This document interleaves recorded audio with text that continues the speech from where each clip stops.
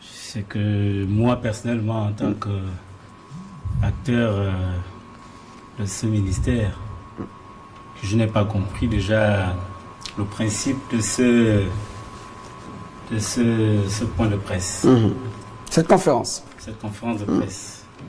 Là, il venait présenter un projet de réorganisation de l'agence. Et je doute fort que ce projet a été adopté en conseil d'administration, où a eu l'approbation de son ministre de tutelle.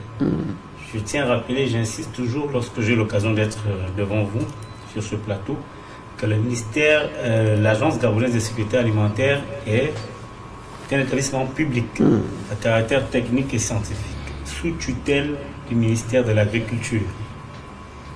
Alors donc, il a présenté ici, durant son, vous avez dit déclaration de presse, conférence de presse, parce qu'il y a eu interaction avec les journalistes. Bon, conférence de presse, oui. Il a porté cette conférence de presse sur les aspects techniques. Vous voyez bien que ces aspects techniques, il y a des projets à caractère technique, financier et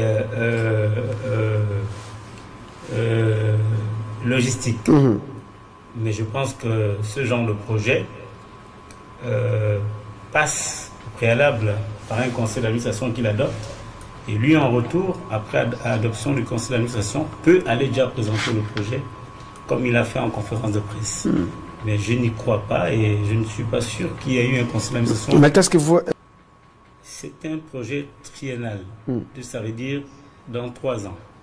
Déjà, il n'est pas un élu. Vous savez bien que des projets... 2025-2027, effectivement. Des projets qu'on présente pour une durée à venir, donc bien déterminée, il faut être soit un élu, soit il faut être admis à une fonction à cette période bien fixée. Je ne sais pas s'il est ou bien divin pour être sûr qu'il sera encore là pendant 3 ans. Un, et de deux, est-ce que son ministre de tutelle a connaissance de ces projets-là? Bon, c'est une vision qui peut être personnelle, mais elle ne faisait pas en réalité lieu d'une présentation officielle. Une présentation officielle répond à des normes. Des normes. Normalement, je vous ai dit que ce genre de projet passe forcément et obligatoirement par un conseil d'administration, ce qui n'a pas été le cas. Donc, je pense que c'est une démarche cavalière, elle est personnelle et ça n'avait pas lieu d'être. Je pense qu'elle a eu lieu suite aux événements qui se sont produits antérieurement avec son directeur général adjoint. Donc, il a fallu pour lui peut-être de présenter la situation d'une autre manière ou peut-être voiler les réalités de la crise qui prévaut dans cette agence-là, je crois. Bien. Déjà, je vous remercie une fois de plus de m'inviter sur votre plateau. Vous avez mis en grand titre Heure de vérité, à Gaza, Heure de vérité. Si on parle de vérité, cela voudrait dire il va falloir mettre un certain nombre d'éléments à la disposition des Gabonais. C'est de ça qu'il est question. Parce que l'argent qui sert au fonctionnement de la Gaza, c'est de l'argent public, c'est l'argent du contribuable. Donc, et cet argent, à l'ère de la 5e République, ne peut plus être géré comme cela a été le cas dans des républiques précédentes.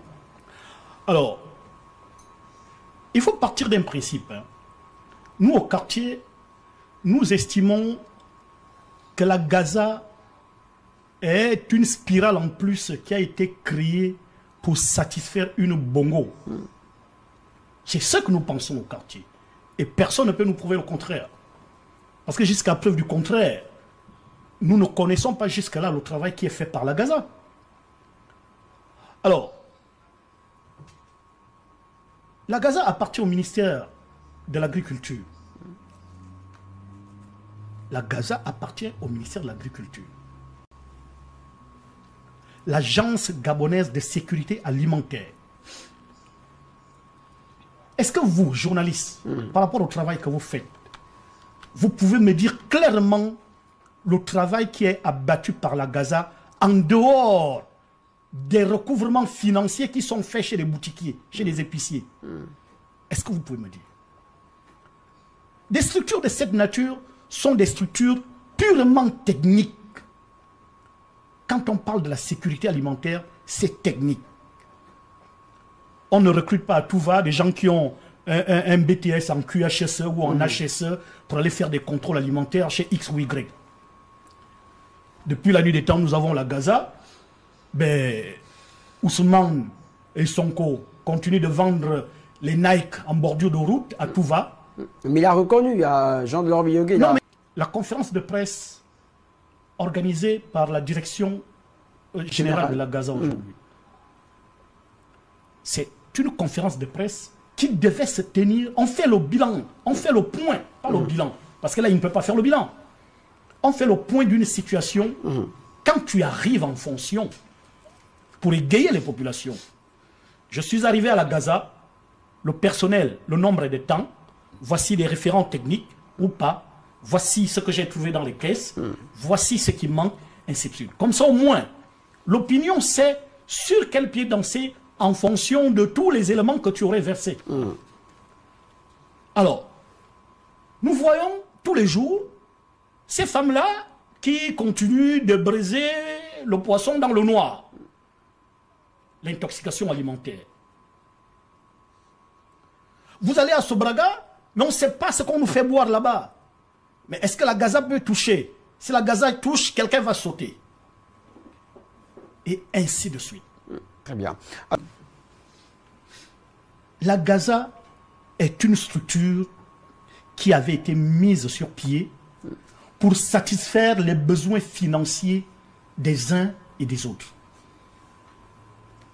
Ce que Jean Delors Bioro essaie de faire, Ben ça... quel est le travail fait par la Gaza? Mais je m'en vais vous dire que la Gaza appartenant au ministère de l'Agriculture, mais le ministère de l'Agriculture a des techniciens hautement qualifiés mais qui ne servent à rien. Qui ne servent à rien. Qui sont payés avec l'argent du contribuable. Ce n'est pas parce qu'ils ne veulent pas travailler.